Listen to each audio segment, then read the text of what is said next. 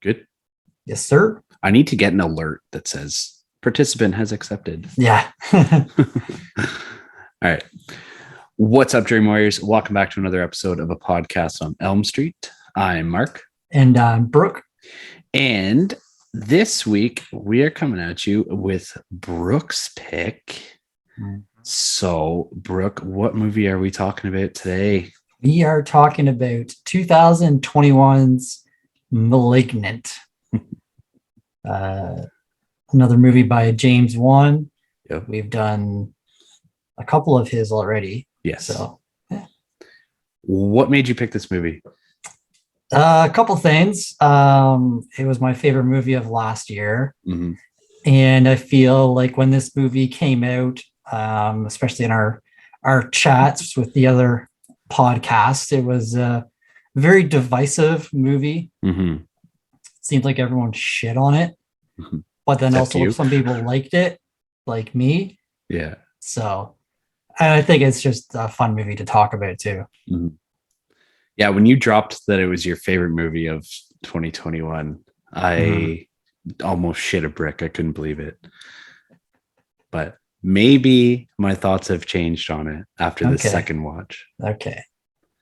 Because, yeah, after I watched it, the first time I was like, it deserves a second watch. Mm-hmm. But, yeah. So we'll see. All right. Before we talk about this movie, what have you been up to this week? This week, not too much. We watched, I don't know if I mentioned it last time, Jackass 3D. No, I think you'd watched 2. Yeah, so I watched that. Kind of trying to wrap up the Jackass movies, but apparently the 0.5 movies count as movies as letterboxed. Oh, so I'm really? trying to complete them. So I did also watch Jackass 4.5. Nice. It's on Netflix. Really good. I liked it. I finally finished Lord of War. Nicolas Cage movie. Yeah. It was pretty good. Actually, I didn't add it to my Nicolas Cage ranking. I thought it was pretty good. It was kind of weird. I love it. There were some very weird Nick Cage parts in it. I don't know. Well, it is Nick Cage. I know, but yeah. It's pretty good. Another one I watched is actually the last thing I watched. Not so much. Chip and Dale Rescue Rangers. Nice. It was surprisingly really good. Yeah, a lot of nostalgic stuff for our generation. Yeah. It's very much like Free Guy. Okay. The movie itself isn't great. Mm-hmm. The story is kind of meh, but I don't know, it's pretty cool to see all different characters, and there's a lot of background stuff that you some people catch, some people don't. So okay. A lot of Easter eggs, and cool. The cast is really good too. Yeah. So yeah. Nice. That's it. All right. What about you? I watched Sweet Fuck All. All right. If Sarah and I didn't watch The Lost City last night, I would have had nothing. Okay. There you go. But yeah, we sat down and finally watched that one. It was good. It was really fun. Yeah, I liked it a lot. It wasn't anything spectacular. I think your rating or your review, on Letterboxd was perfect. Mm-hmm. It was predictable. It was a typical rom-com, but it was funny and it was fun and it was a good enough watch. Yeah, exactly. And I liked Brad Pitt. Yeah. I don't know. I don't want to call it a cameo because he was in it for a while, a little while, but yeah, it's like an extended cameo. It was good. Exactly. Yeah. And Daniel Radcliffe is amazing. Yeah, he is a good villain. I was saying to Sarah, he is so fucking diverse and good. Yeah. He did such a great job of breaking that Harry Potter typecasting sort of thing, much like Robert Pattinson did. Yeah, and Elijah Wood. We talk about him all the time on this pod. So yeah, they're all good. But yeah, other than that, I've been reading. Trying trying to get through some of my backlog of video games. Yeah. So I started playing Control on the weekend. Oh, nice. Yeah. Yeah, because I went through my PlayStation library because I just bought 2 new games because of the PlayStation sale that's going on right now. Yeah. So I just bought 2 of the Dark Pictures anthology games, and then I was looking through my library and I was like, oh my God, I have so many games that I need to beat. I have 2 of yours that I need to beat still. Yeah. 3 actually. Holy fuck. 3 of yours. Yeah. And yeah. I've just been addicted to Apex and I need to put it off to the side. Exactly. Just delete it off your console. No, I can't do that. I can't do that. That would be yeah. Been watching a few TV shows. TV right now is like amazing. Like, I don't know, this lineup that they have right now is like, yeah. We got The Boys just started. The first episode dropped for season 3. Amazing. Obi-Wan Kenobi has been going. Yeah. It's really good. And then we're doing Break the Binge with Porcelain Peak for Stranger Things season 4. And my God, it's so fucking hard. I think it's just everyone else has like seen it. Yeah. So like if I'm scrolling TikTok and like I see just like a picture of one of the characters, I'm like, nope, just scroll right by. Yeah, I was complaining about that earlier in the week because I said to Sarah, because she's watched all 3 of the previous seasons with me. I was like, do you want to watch season 4? She's like, well, yeah. I'm like, fuck. Like, yeah, she's impossible to get to sit down and watch a show, especially with me like working straight days now because like she does like hair clients whenever I get home from work. And then after we get the kids to bed, she's like ready for bed herself. Yeah. But like back when I was doing afternoons, we would watch our shows in the mornings and shit like that. But it doesn't happen like that anymore. Especially with a TV series that has over an hour long episodes. Yeah, exactly. Yeah. But actually, we mentioned Rick and Morty in our last episode. I can't remember why we brought it up. But I started rewatching that. Nice. It used to be on Disney Plus, I think. Okay. And then I went to find it and it wasn't there anymore. And then I found it on Prime, but Prime only has like an episode here and there. Yeah. So I was like, okay, how the fuck can I watch this? So I have to use an Australian VPN and they have it on their Netflix. Oh, nice. Yeah, I've had an inkling to watch it as well. And it wasn't on any streaming. So I think I was at like Walmart one day and I saw they had season, I think 1 and 2 on Blu-ray. Nice. I think it was like $20 or something like that. So I picked it up. So, yeah. Sweet. It's such a great show. It is, yeah. But yeah. Anyways, other than that, kind of a boring week. We also recorded pretty late last week, so yeah, we did. Yeah, it's been a shorter period of time.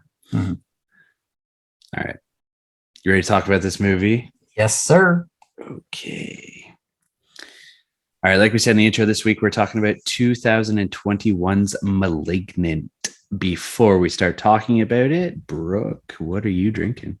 So I am drinking a Ruby Social. Ooh.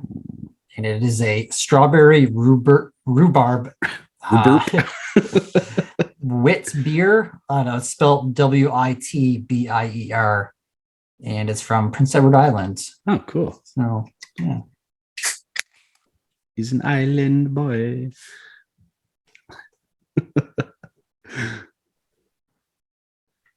That's really good. Is it very strawberry and rhubarb? Rhubarb, yeah. Yeah, it is. I'm switching it up tonight. Okay. So I've already cracked my can, as you know, because I had to put it on ice because it was sitting out in my car. But I'm drinking a mango, pineapple, coconut, THC drink. Oh, yeah. I do remember you showed me the picture. Yeah. And yeah, I opened it and it fucking stinks, man. So I hope it tastes really better. Oh, fuck yeah. It's like, it's got a fucking smell to it. It tastes better than it smells. That's cool. It's very coconutty. So I bought that, and I bought an orange one. Nice. Blood orange, yuzu, and vanilla. Nice. So yeah, Bettina went to the dispensary. Was it yesterday or yesterday, and I saw one on their website. It's called root beer float. Oh yeah, that I was telling you, and I was gonna have some tonight, but it's like a high THC, so it's like 27 point some percent. So yeah, definitely not having that on the weekday because I wouldn't get through this episode. We'd get to our rankings, and you'd just be cross-eyed sitting there. Yeah, exactly. All right. Well, let's dive in. Starting off with the synopsis. Madison is paralyzed by shocking visions of grisly murders, and her torment worsens as she discovers that these waking dreams are in fact terrifying realities. I like how they keep the twist a secret in that. Yeah, me too. We'll talk about it in a bit, but even like the trailer, I think the trailer was really good. Yeah, as well. Yeah, because like nobody fucking expected what this movie is. No, not even. Yeah. You've already mentioned it, but this movie was directed by James Wan. We've already done enough of his movies that I don't think we really need to go through his resume. But I do want to rhyme off some of his upcoming movies. I only saw one. Oh. And his directing. Maybe you're looking at producing. I was looking at his producing. Oh, okay. Because directing, he has the new Aquaman. Yeah. Coming out. Is it this year or next year? I can't remember. Yeah. But yeah, so he's directing and producing the new Aquaman movie, Aquaman and the Lost Kingdom. He is producing a Salem's Lot remake, The Nun 2, Insidious 5, the Tommyknockers remake, The Crooked Man, and he's doing a Knight Rider movie based off of the old TV show. No way. Yeah. Actually, I just found your copy of Tommyknockers here whenever I was going through my movies a few weeks ago. I forgot I lent you that. I know. I forgot I even owned that. Yeah. Cool. That's awesome. Yeah, I'm excited. Like he's got some, like The Nun 2. Yeah, I don't know. I wasn't a huge fan of the first one. It was better on a second watch, but and Insidious 5, I think they're just beating a dead horse at this point. Yeah. Yeah. But The Crooked Man, I'm excited for that. Yeah, me too. I think he's a really cool character from the Conjuring universe. And I mean, Salem's Lot, the Tommyknockers, and Knight Rider, I think they could all be good. Yeah, exactly. But yeah, I was surprised to not see like any Saw movies or anything like that. Yeah, I feel like he just went away from that franchise. Yeah. And like, I don't blame him. I figured like with the release of Spiral, if they would like get him kind of back into it, but obviously not. This cast list is pretty, I don't want to say amateur, but like I didn't know anybody really except for Annabelle Wallis, who plays Madison. She was in the 2017 The Mummy remake, I guess. I don't know, I never watched it. Yeah, the one with Tom Cruise? Yeah, I didn't watch it either. I don't know if it was that was supposed to be the start of the new like monster universe. Yeah, like the Invisible Man was supposed to be a part of it, but then the movie just bombed, so they just kind of like canceled, like stopped it. Yeah, probably a good idea. I recognize her from Peaky Blinders. Yeah, she plays Thomas Shelby's wife in one of the seasons, I think. Yeah, she's in like 19 episodes of it. She was also in Annabelle and Annabelle Creation, Silent Night, and Star Trek Discovery. What I kind of like about James Wan's movies, like he doesn't need the big A-lister actors to, be in his shit. Yeah, it's almost like he's giving these like lesser known actors like a chance. Like, hey, my name's attached to this. This can make you a star. Yeah. Actually, I'll save it to get to the one guy. Okay. I have Maddie Hassan, who played Sydney. She's in God Bless America, Twisted, a YouTube show called Impulse, and Mr. Mercedes. Yeah. So not a lot for her. George Young, which is ironic, but it's like from Blow. He played Kakoa Shaw. He was one of the detectives. The only thing I only recognize two things: The Pupil and Containment, which were both TV shows. Yeah. Other than that, it was like short films and like some random ass shit that I've never heard of.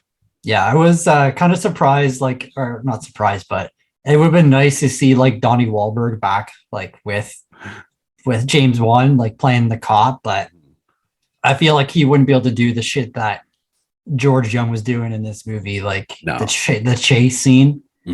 And I wonder if the last name Shaw is kind of like a homage to Dead Silence. Yeah, that's true. I never thought of that. I would assume it is. And lastly, I have Michole, Michole, Michole Brianna White, playing Regina Moss. She was in Encino Man.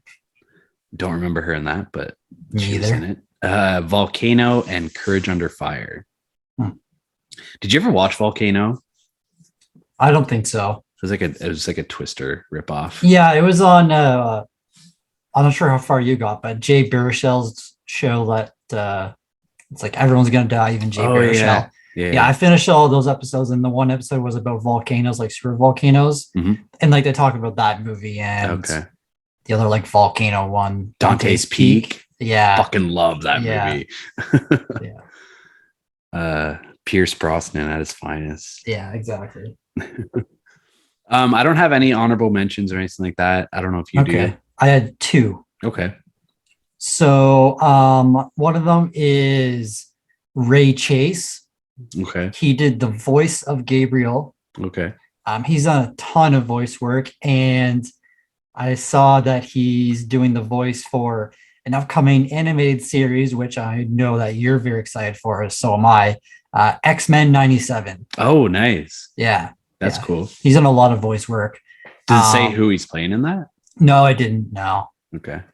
And then the other one I have is Marina Mazeppa, and she played the physical version of Gabriel. Oh. Yeah. Okay. So like how? She's a contortionist. Oh. Okay. Yeah. See, that was a question I was gonna have. Yeah. Like if that was an actual person doing that shit. So yeah, we'll save a bit for it until like those scenes. Okay. But that's all fucking a person. That's fucking nuts, man. Which is crazy. Like, wow. Yeah. Huh. Yeah, that was a big question that I had. Because like it doesn't look CGI. No. But like the movements and shit are not human. No. So it's like, holy fuck. Yeah. Okay, that's really cool. I'm interested to hear what you have for that. Mm-hmm. All right. Is that it? That's it. Yeah. All right. Let's talk about this movie. Let's fucking get into it. So I think with this one, I think I want to do more of a convo is like how we viewed it on a second watch. Okay. So spoilers for anyone who hasn't seen this movie yet. I know it came out last year. So if you haven't watched this movie, I highly recommend checking it out and coming back to listen to our episode, or if you don't really give a shit, then just come along for the ride. Yeah. The first time you watched this movie, what kind of movie, like throughout it, did you think it was until the reveal of it? I thought it was a supernatural movie, like something paranormal. Exactly, me too. He's communicating through like phone waves and shit like that with her. Yeah. But on this watch, now that I know what happens, or like what the story is, they tell you right from the fucking get-go. Yeah, right in the opening credits. Yeah. Basically. I was watching the opening credits and I was like, okay, this is like a cool visual. And then I was like, oh my God, like they have it all right in front of your face. Yeah, like they're showing the surgery. The conjoined twin, like a picture of it. Yeah, exactly. Yeah. And you can they don't show her face, but you can see like it's kind of like dark, like black hair, like it's a girl. Mm-hmm. But like, yeah, the first time, like even until the last like 20 minutes, like before the reveal, I think I was just like in such shock that they actually did that. I was like, wow. Yeah. Yeah, it's a really cool take on, I don't even want to say take. It's just a really cool fucking idea that James Wan had. And Yeah, like his wife actually helped him write this. Okay. She kind of came up with the idea. That's cool. Of it. Because like this is a real thing that happens. So yeah, it's based off of a guy named Edward Mordaki. I don't know how to say it, but the legend is that he had like a face in the back of his skull. Okay. And I think they covered it on one of the American Horror Stories as well. Okay. I think it was Asylum. They had some sort of character with that, I think. I'm trying to remember. Or some character. I don't know. I never finished that season, but yeah. And it's really fucking gross, but like where do I have it? I think I had it.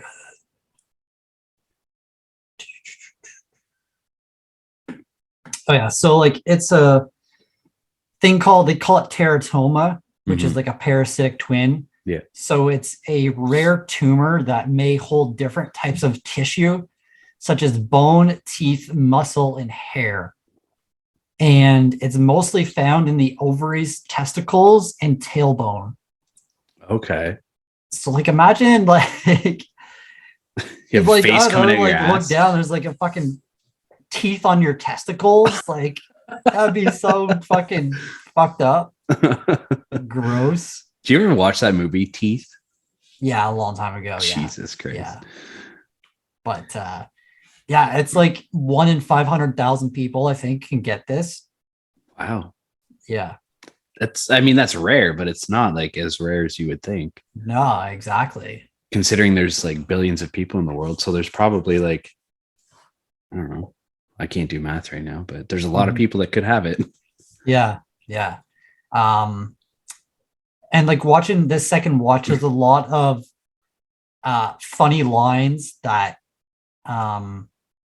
Gabriel says or that Madison says throughout the movie. It's like kind of hinting that he was in his head, in her head the whole time. It's like she says like she felt like there was someone watching her like from the back of her head or something like that. And yeah, there's some really clever lines. Well, and even the doctor at the very beginning, she said it's time to cut out the cancer. Yeah. So like that's kind of a hint right there. Yeah, exactly. I really like the opening score and the score like throughout the movie, and they use that one same track like a few times. Yeah, there's like kind of like building up to it, and yeah. I said in my review like it's very much a Saw type score. But it kind of has that music. I had an interview pulled up with James Wan, and he said,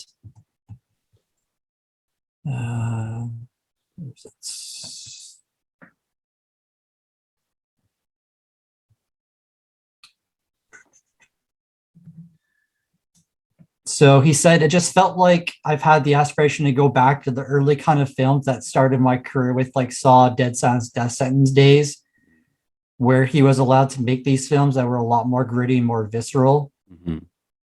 And he felt that naturally this particular concept and story really lend itself to that. So he went with it. And like the ending, the editing, like the trickiest part was the end of it, obviously. Yeah. But yeah. Tell that this movie has kind of, I don't know how I want to word it. It's taken him back to like his glory days, let's just say. Like this is very much like when you think of a James Wan movie, you think of Saw. Some people might think of Dead Silence. I don't personally. I completely forgot that he did that movie. Okay. But it has that feeling to it where he, not that he doesn't give a fuck, but like he doesn't give a fuck what people are going to think about it. He has this idea in his head and he's just going to roll with it. And I'm sure when he pitched this script idea to production companies, they were like, no, we're not doing this. Like, this is ridiculous. But it's, I don't know, it's refreshing to see that he's kind of like broken the mold of like the Insidious movies and all that shit. Yeah. And he kind of took a bit from like the Insidious movies and like the Conjuring, like the paranormal stuff, like whenever she, like when she's in the laundry room and she goes into like Gabriel's head, and you think that she's like just envisioning this happening. Like the transitions when all the walls like melt and stuff, and that's like transitioning to that location, I thought was awesome.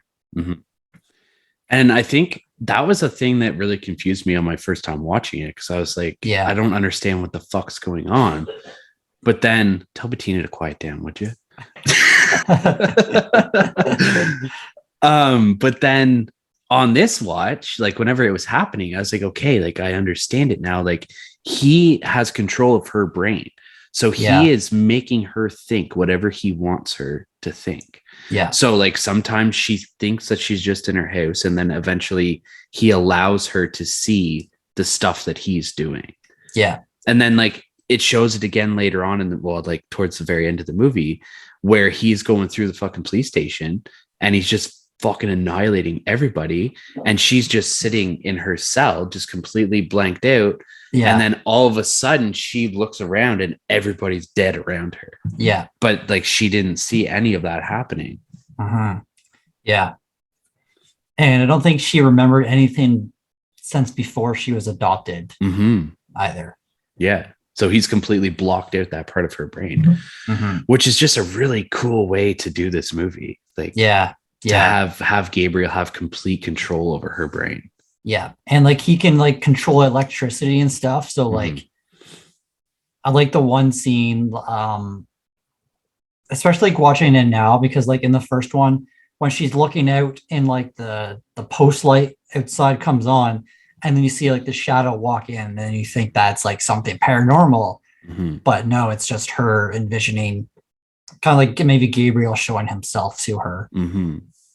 That's one thing that I don't like about the movie, is the fact that he can control like electronic things. Yeah. I just like, I don't think you need to put that paranormal sort of twist on it. Like I get he needs to communicate somehow. Yeah. But I don't know how else you would do it. Yeah. And like the cell phone part, like when he calls her later on, it's I mean, it doesn't make any sense, but yeah. You can kind of like overlook that a little bit. Oh yeah, for sure. I do like how they kind of built up Madison as well. Like you get the trauma she's been through, like she's pregnant again. She's with, I don't know if it's her husband, but a boyfriend named Derek, and like their relationship is really dark, and Derek kind of like blames her for everything, and she's like having issues with the baby, and then he like makes a comment like, we can't keep doing this stuff, like you can't keep getting pregnant. It's like, well, I mean, you can help her stop getting pregnant. Like, there's ways you can prevent that too. Like, he just keeps blaming her for all of these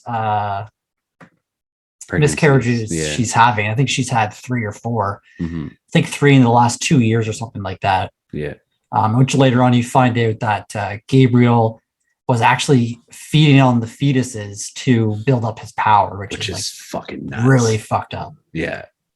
And something else I noticed in this watch too is whenever he like pushes her into the wall and she like smashes her head.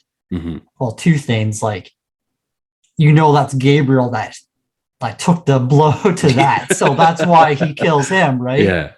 Because like that's straight to his fucking face. And then later on, whenever Sydney shows up and Madison's like looking at like the indent, it looks like a face on the wall. Yeah. Which is really cool. One thing I noticed, if we want to call it a goof or not, but whenever he smashes her head into the wall, there's no indent. Okay. And then later on in the movie, there's this like fucking huge indent. Yeah, that's true. Yeah. I didn't see one anyways, like, because I looked. No, yeah, I think you're right. Yeah. And like there was no blood on the wall or anything like that. But then later on, she leans up against the wall and there's blood everywhere. That's one thing I wanted to bring up. She's fucking bleeding profusely out of her head. Yeah. For like days. She doesn't go to a hospital. Yeah, I don't know. Like she wakes up the next morning and her pillow's covered in blood, and I'm like, that's a sign. Like, yeah, you like have a cracked skull. Is she even telling like her sister, like, yeah, I'm just profusely bleeding from my fucking head, but Yeah. I'm not gonna go see anyone. It's okay. Because as soon as they look at it, they're gonna see like a little fucking head on the back of her. Yeah. Well, I don't think he comes out until the end. prison scene. Yeah. Because we see her like almost like rip her that's skull true. open. Yeah. But that blow is what really kind of woke him up, if we want to say that. Yeah. Yeah. Like Derek smashing her head against the wall. Yeah. And then like when he killed Derek, it was a very intense scene too. Like it's dark. There's like the blender turns on and then the like fridge door opens and it's like very paranormal-ish. And then like you see someone who has a TV on and you see like a person sitting on the couch and he turns it on, they're gone. And then like whenever he gets killed, like it's just fucking brutal. Like it just pops up like right out of nowhere. Yeah. I liked whenever the two detectives show up and that, I don't know what you would call her. She's like the evidence girl that works with Shaw and Moss. Like the CSI. Yeah. And she mentions the way that he's killed. She's like, I've never seen anything like this before. Like, it doesn't even make sense. She said, like, I could see it like happening in a car accident, but nothing like this. And then it pans over to Derek and his head is like twisted sideways. And he's got like, it almost looks like his collarbones like popped up out of his shoulder blade. I was like, oh, holy fuck. Yeah. And I like the line. I think she says it too. She's like, it's weird. There was no fingerprints, but the handprints on like the body were like upside down. Yeah. So like now we know it's like, okay, it's Gabriel. Mm-hmm. And I really like the whenever before Gabriel kills, or no, before he kidnaps the Jane Doe, the shots of her like going through the house, like the overhead shots, as like kind of like an open concept set. Yeah. I really liked it.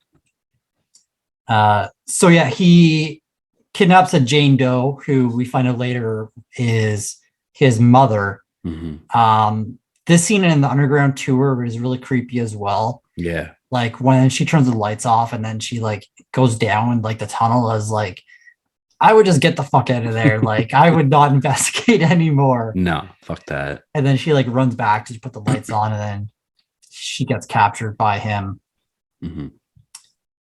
So yeah, basically Gabriel is killing everyone who wronged him, basically.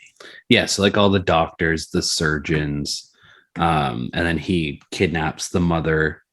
Yeah. And then later on he goes after Madison's like adoptive sister. And like Sydney, yeah.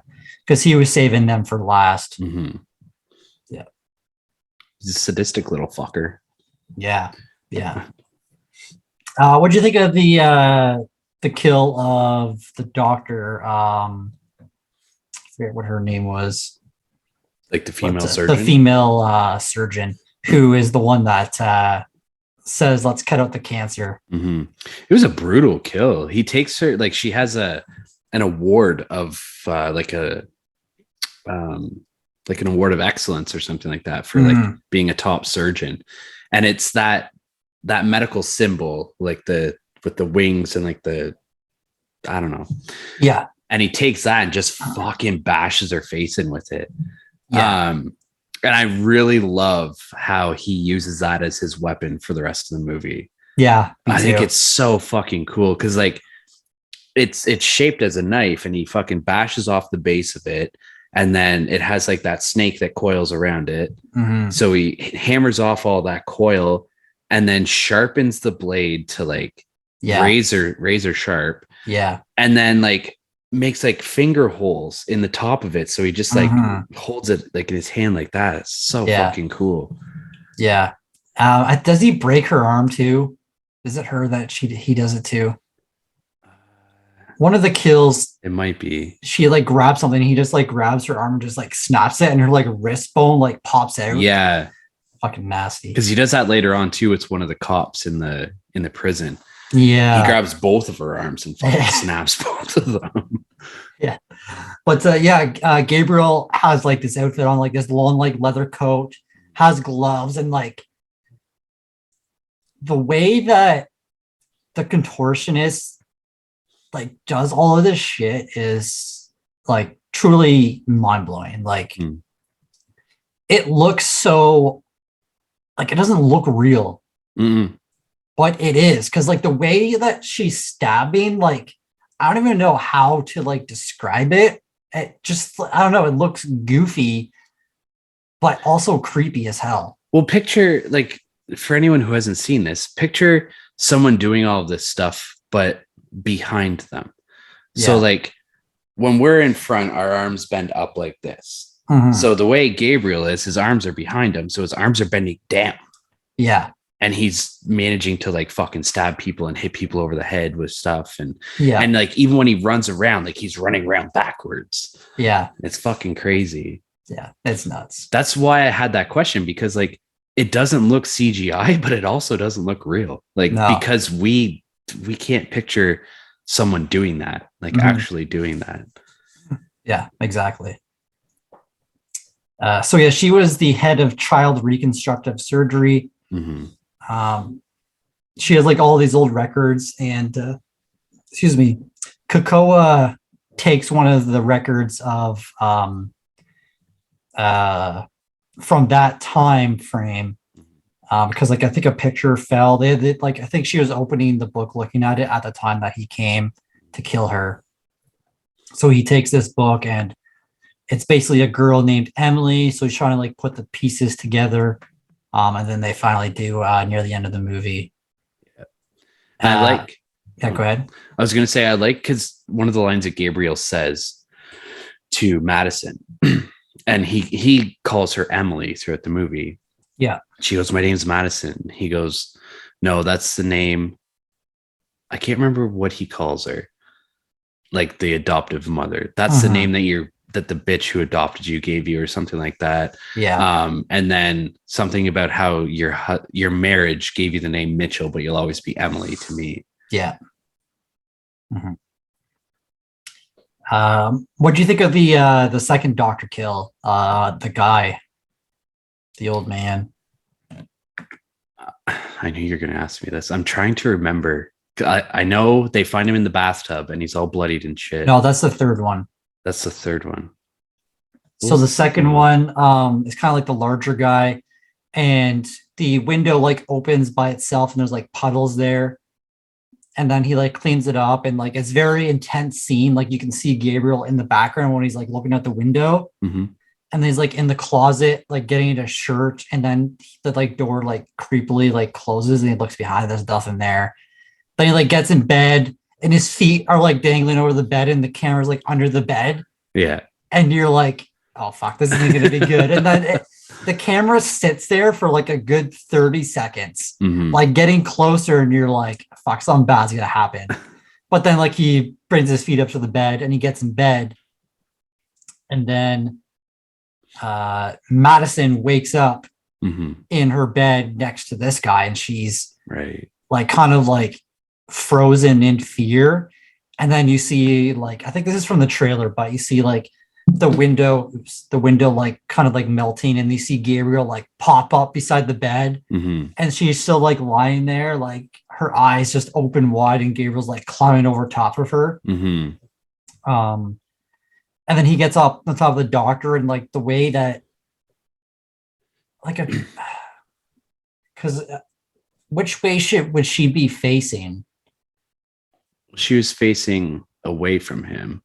Like, like the girl playing Gabriel, because like because she's not stabbing like down. How is she doing it?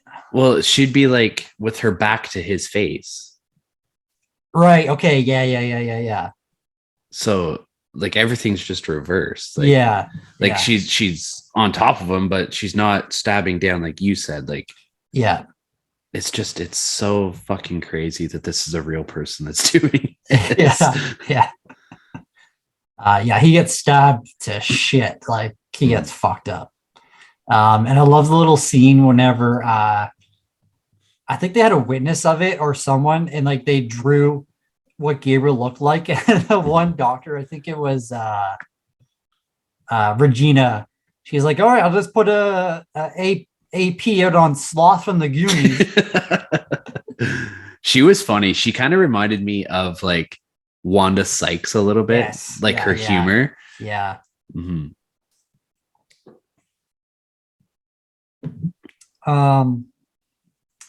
What did you think of the scenes? Because now Madison is going to ask her mom, her real mom, or not her real mom, her adoptive mom, about Gabriel and stuff. And the mom tells her that this isn't the first time you've said the name Gabriel, and shows her like some old videotapes. Mm-hmm. Found out her name is Emily. What do you think of like these like flashback scenes with her as a kid? I thought it was kind of cool to see that like this has been happening throughout her whole life. Mm-hmm. So they always just attributed it to her being like a problem child. Yeah. And like having an imaginary friend like that would tell her to do shit. Yeah. Because like there was one scene where her adoptive mother is pregnant with Sydney. Yeah. And there's a cake that says like welcome home baby girl or something like that, and there's a big like fingerprint through it. Mm-hmm. And then they were getting Madison and shit, and she's like, no, it wasn't me, it was Gabriel. And they're like enough with this imaginary friend bullshit, which is the way that it is in every movie. But the one scene that I loved was when Gabriel was like, oh, just cut a piece out, just a piece of cake for your mom. Yeah. And then she's standing over top of this cake with this big giant ass like Michael Myers knife. Yeah. And she's about to go down, and then everything changes the way that Gabriel does it. And she's standing over top of the mother and like about to put the knife into her stomach. Yeah. I thought that was fucking so cool and so creepy and crazy. But yeah, it definitely is. Yeah. I really liked it too. Mm-hmm.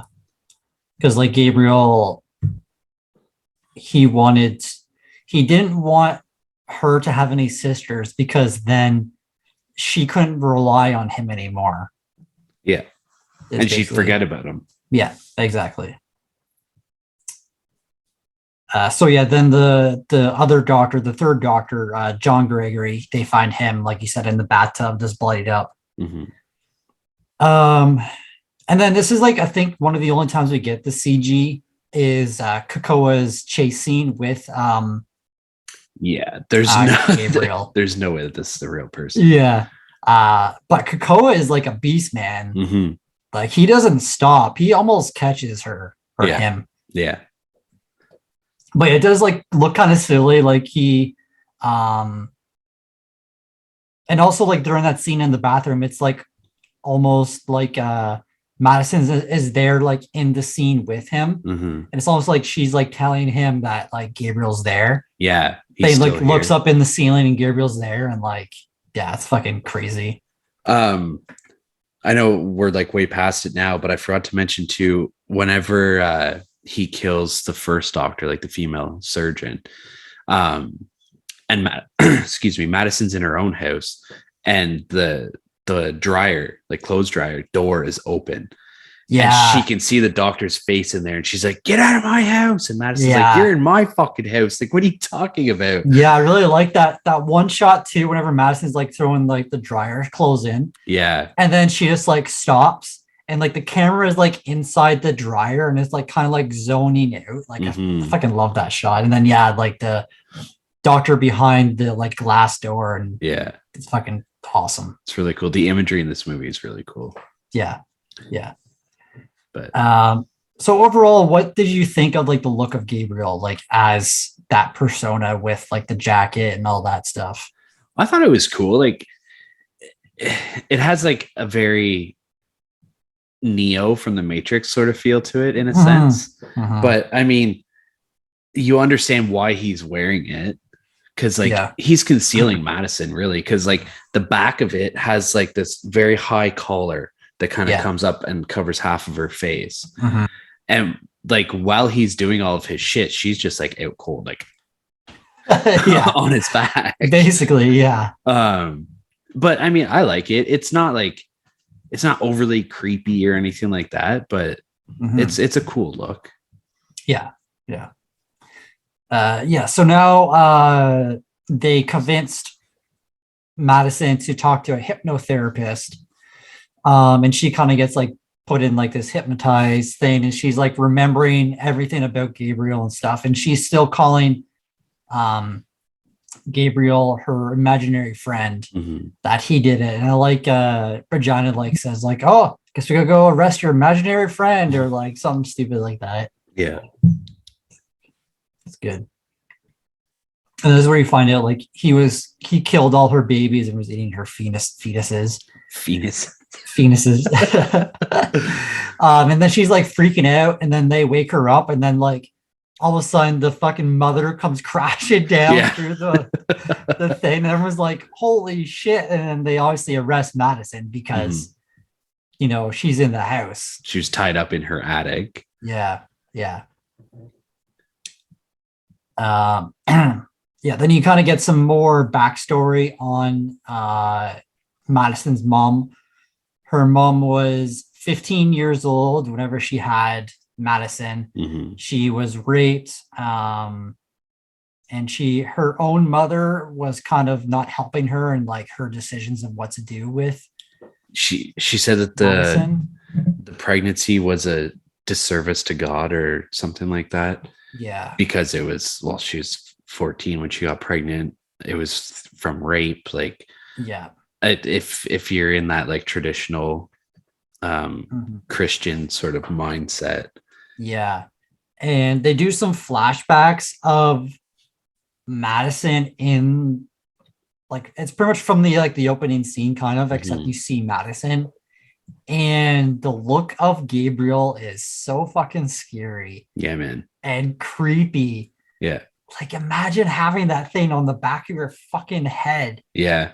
He has like arms and shit. Like, so yeah, like his face is on the back of her head, and then he has like somewhat of a body that's like kind of coming out of her back, and then like you said, yeah, he's got like two little fucking Tyrannosaurus Rex arms coming out. Yeah, like his spine is attached to her spine.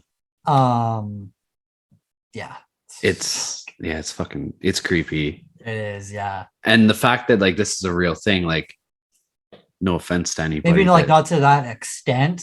No, but I have seen like people with that parasitic twin, like, and it's generally from where I've seen it is like third world countries and stuff like that.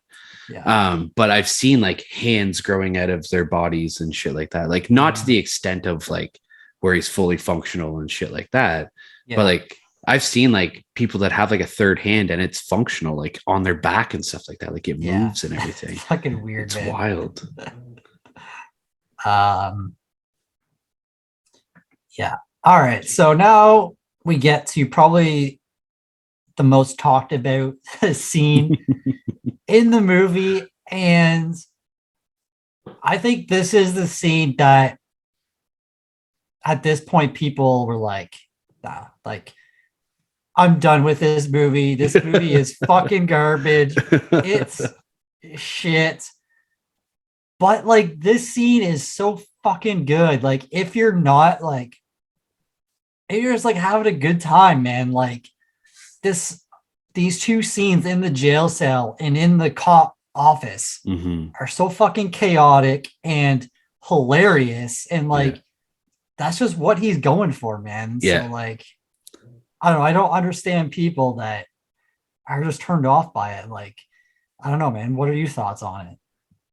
Well, the first time I watched it, like, I liked the fight scene. I thought it was crazy. Like you said, chaotic. But at the same time, I was just like, what the fuck is going on right now? Like, how is this woman all of a sudden a fucking like kung fu expert straight out of the Matrix? She's doing like fucking backflips and like fucking wrestling moves on them and all this stuff. I'm like, I don't understand what the hell is going on. But like, I had a fun time watching it the first time. And this time watching it, like, yeah, it was a blast. Yeah. So yeah, gets put into jail cell with like about 20 different inmates of females. Yeah. And she's just sitting there, and then obviously, you have like the bad apples who are like kind of like picking on her and then start like beating the fuck out of her. And then she like starts seizing, and then everyone's like, oh, this bitch is seizing. And then she like gets up, and you can see from like her view, not her view, but you're looking at Madison's face. Yeah. And she can see her eyes are like on the back of her head. She's not like awake. So, and then all of a sudden she starts like screaming. She like grabs the back of her head and like starts pulling it. And then Gabriel's face fucking like pops out. Yeah. And man, it's fucking amazing. Yeah. So he like, his face pops out, and then like, is he breaking her bones? Yes, he does. Yeah. So that's what he's doing. He's breaking her bones. Yeah. So like, I guess there's more mobility with them, like to be behind his back or behind her back, I guess. Yeah. And he just fucking goes nuts. So with this scene with the contortionist, she did all the choreography herself and learned it very quickly. So on her face, they put the prosthetic face of Madison. Okay. So she was wearing that on her face. And so she was doing all this backwards. Backwards, yes. Holy fuck. All of this choreography, she's doing it fucking backwards. That's insane, man. And on the back of her head was a animatronic Gabriel. Yeah. So like, because you can tell that Madison's face isn't real. Like you can tell. It does look. It looks bad, but like you can tell it's like not Madison's face. But like you're not thinking of that when you're watching this shit go down. Like yeah. Like, are we gonna get in depth with this fucking? Yeah, scene? go for it, man. So what it's some of your favorite kills from this scene. Well, the one that starts kicking the shit out of her. I liked her, but yeah, like you said, there was two of them that were just like boot fucking her on the ground, and then she gets up, she does her shit, and then the one girl she grabs, she looks like Foxy Brown. She grabs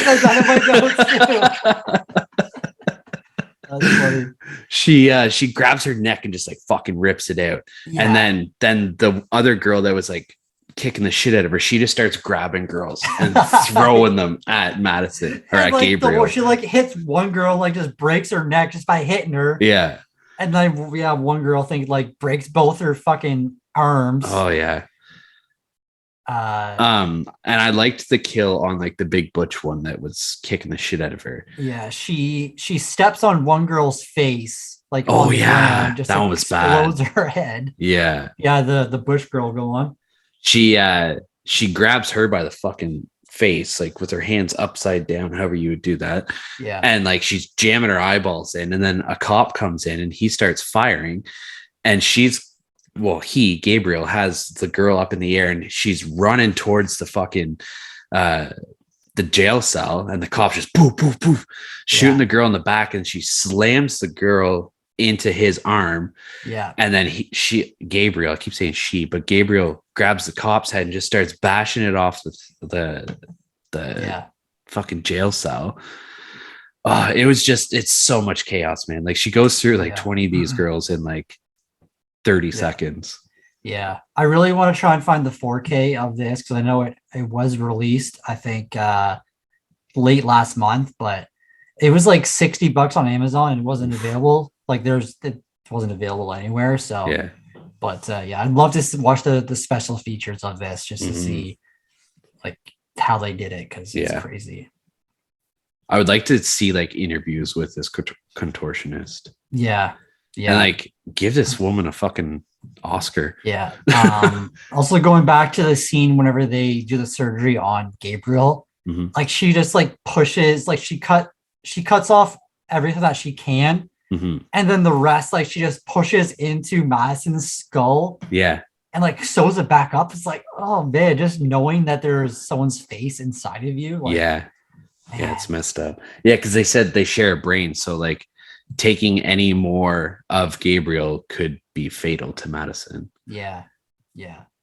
And And then I think the cop room scene is even more nutso than the jail scene, because like the cop room is so open and the girl can just do so much. Like she's doing fucking flips over bullets, she's doing parkour and just like hucking chairs across the room, and it's crazy. Yeah, it's so nuts. Yeah, there's so much that happened in it, and Kakoa and Regina end up surviving.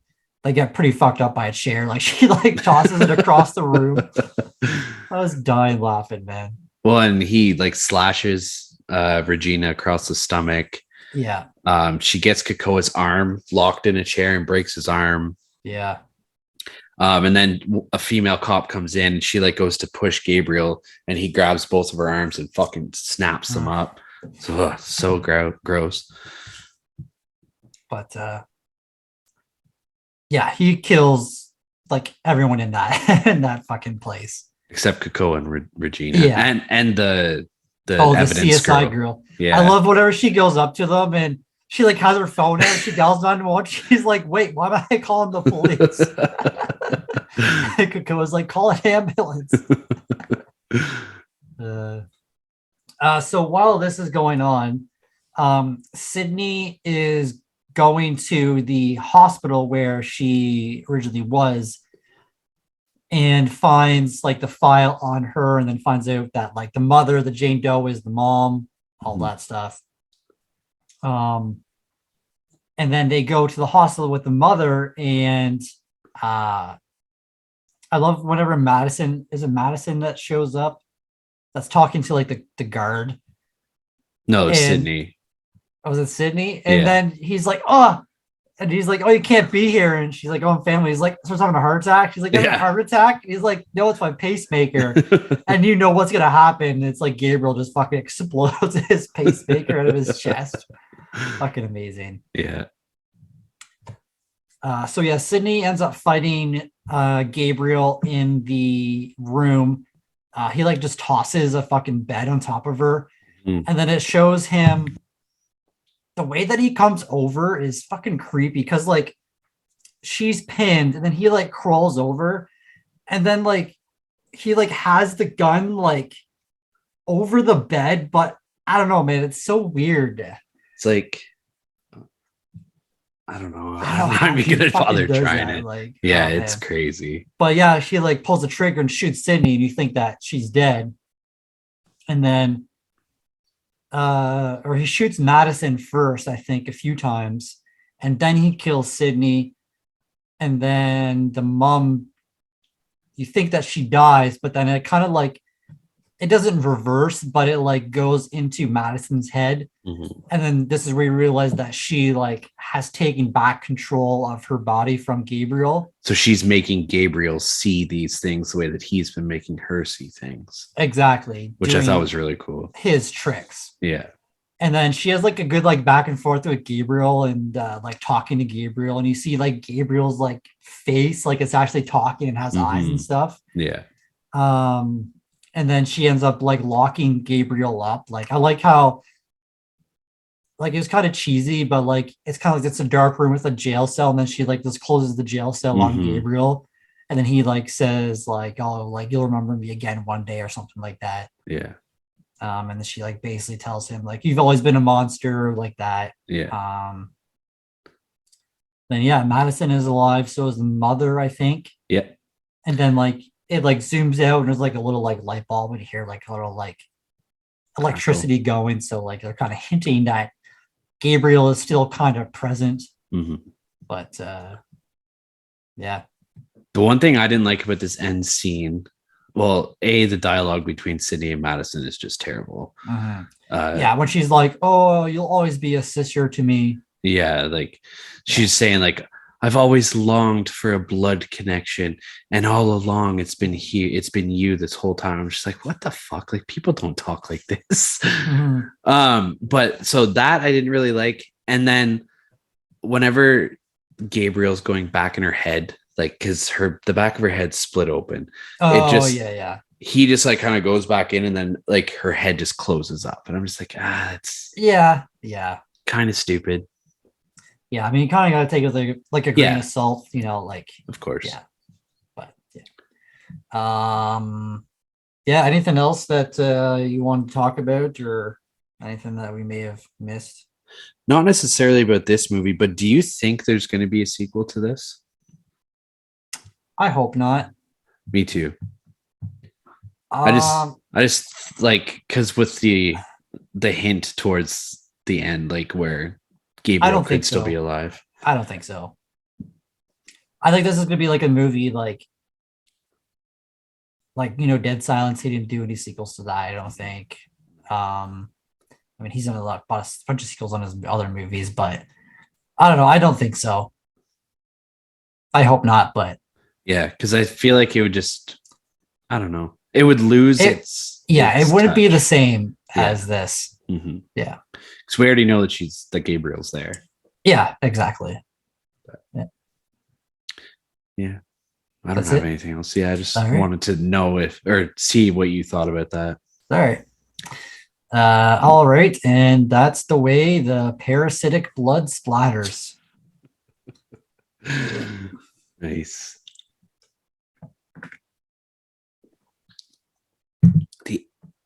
Man, the smell of that is just like, oh, it smells like rotten weed, but it tastes good. All right, man. I know you love this movie. Obviously, it was your favorite movie from last year. Yes. But what did you rate it? All right. Kind of lengthy review, so I'll try and get through this quickly. Oh, you got the lengthy one. I do, yeah. So for story, I gave it an 8 out of 10. I said it was a super original screenplay.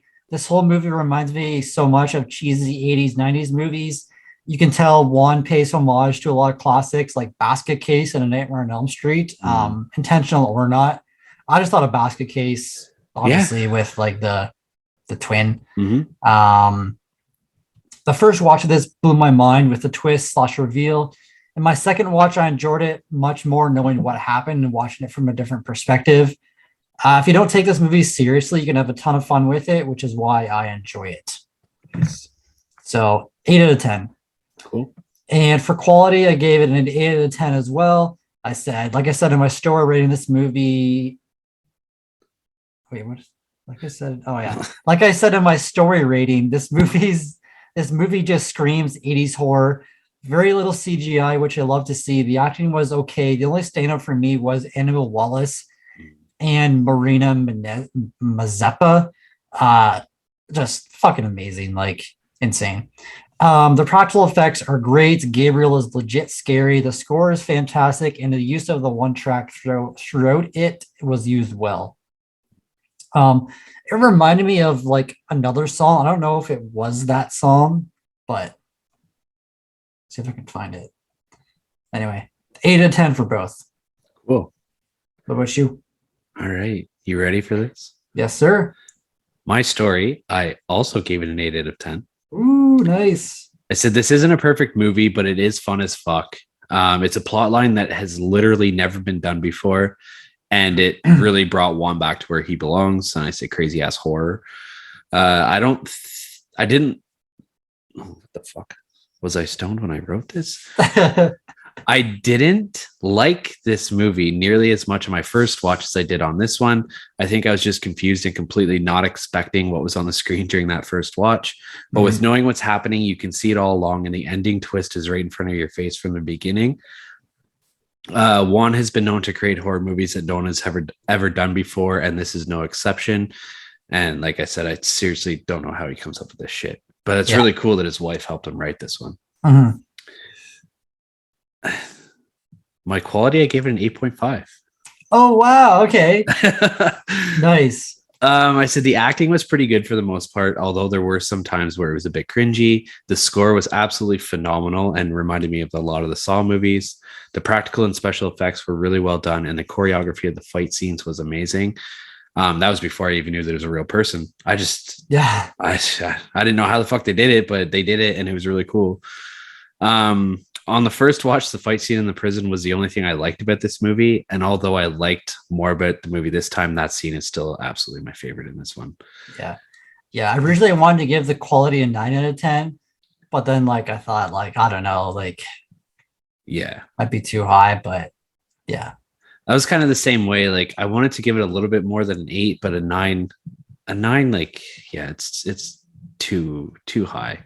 Yeah. If the acting was better, then that would probably be like the tipping point. Yeah. But yeah, so 8 out of 10 and an 8.5 out of 10. Nice. Needless to say, I really fucking like this movie on a second watch. Nice. I'm glad. This you succeeded on your efforts on trying to get me to like it. I did. Now I just gotta convince another person. Yeah. At least he's agreed to rewatch it. Yeah, exactly. All right, you guys know our scores. Let's head on over to Rotten Tomatoes and see what they've scored it. Something really cool about Rotten Tomatoes that's new. Oh, They have an audience consensus now as well. really? Yeah. Okay. So I'm not going to make you guess the audience score. I'll just keep it with. I'd still like to hear the audience consensus. Oh after. yeah, definitely.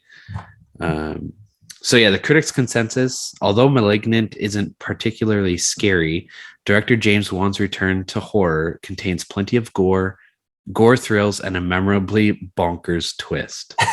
Yeah. So what do you think the critics scored it off that?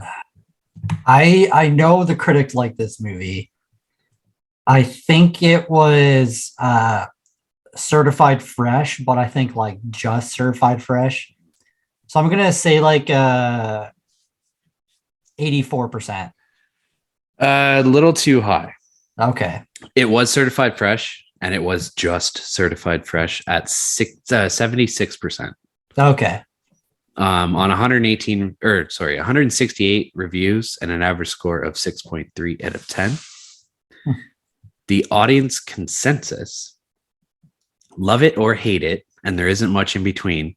*Malignant* is one horror movie that takes risks and is willing to get weird.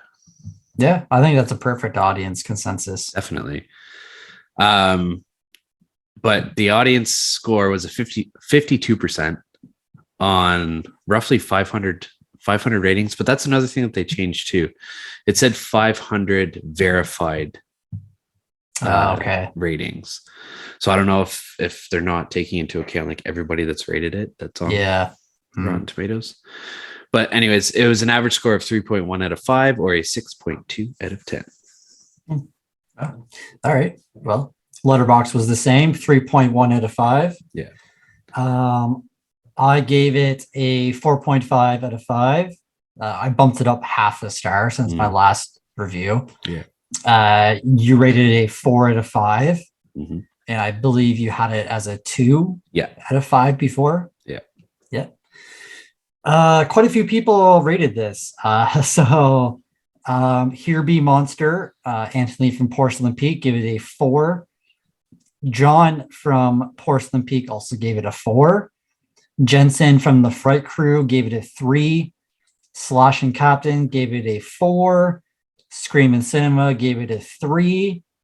Josh from HMC gave it a 2. And I wrote this one down because I thought it was funny.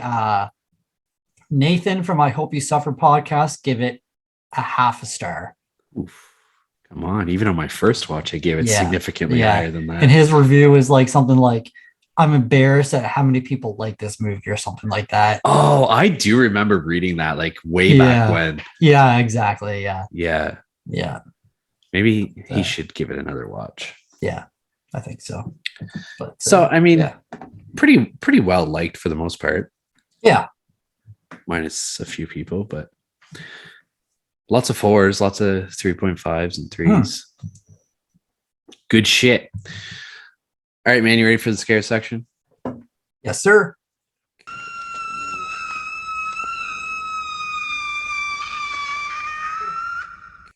What did you give it for a scare rating? So I give it a 4 out of 10. Okay. I said there were some brutal ass kills, wild gore, and Gabriel is a scary ass villain. Nice. Scariest scene. This is kind of tough. I mean, I said like the final jail scene whenever like Gabriel pops out of like her head fully.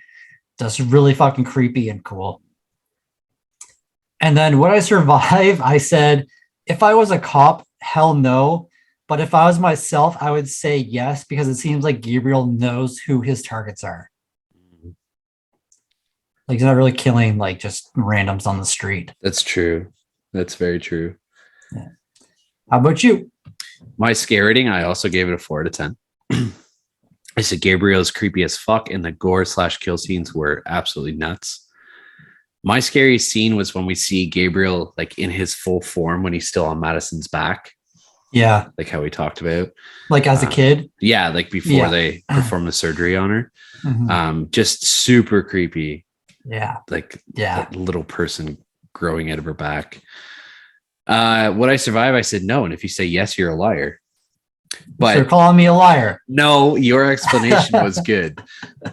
But like, if you're fucking going up against Gabriel, there's no way you're no fucking way. He's like super strong. And, yeah.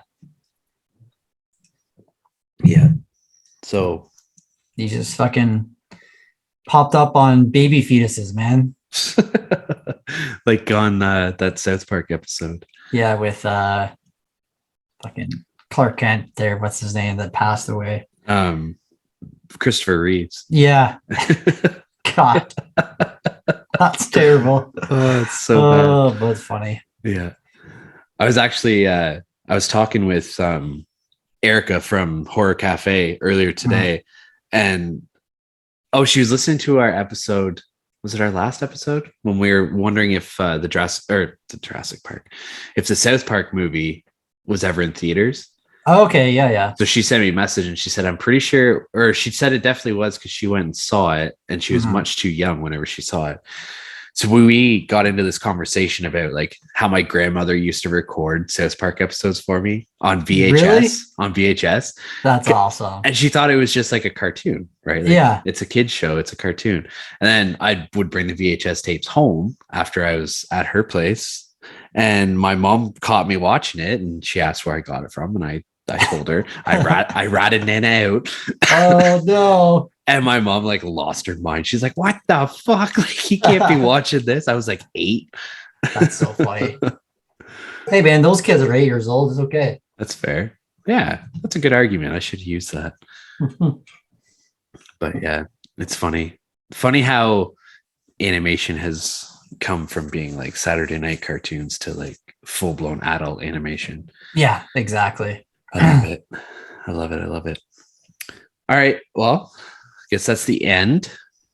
There's 5 weeks in June, so we are doing a extra third normal episode, but we're also doing Villain Face Off. Our just like third regular episode is going to be on Jurassic World Dominion, which is not out yet. So therefore, we are forced to start our Villain Face Off a week early. Yep. So our next episode is going to be Blade. Yes. And I just watched this last year, but I'm A-okay. Oh, did you? Okay. It's yeah, I think I watched it maybe like a couple of years ago. Yeah. Yeah.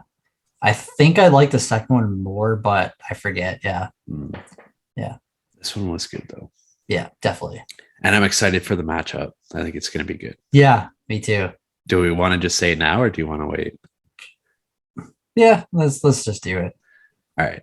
So part 2 of the Villain Face Off is going to be what's his name? Eric, Drake? Yeah. Drake? I think so, yeah. Anyway, Draven? Yeah, Eric Draven. Yes, that's Eric it, yeah. Draven from The Crow. So that episode will be great as well. Yeah, kind of a anti-hero villain face-off. For sure. So yeah, next week we're going to do Blade. Then the week after we're going to do Jurassic World Dominion. And then the final week of June will be The Crow. Yes, sir. Excited. It's a good month. Yeah, it is. I'm really glad you picked this movie. It gave me an excuse and a reason to rewatch it. Nice. And I don't know, have a newfound love for it, I guess. Exactly. There we go.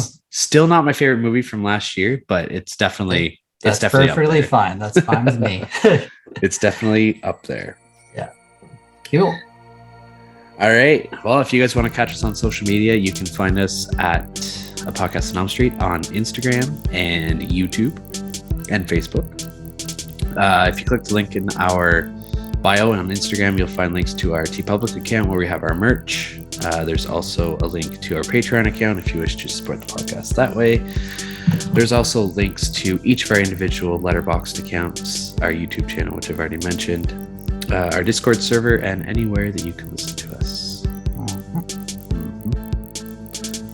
Yup. Alrighty. All right. Well, that's it. We'll talk to you guys next week. All right. See you later.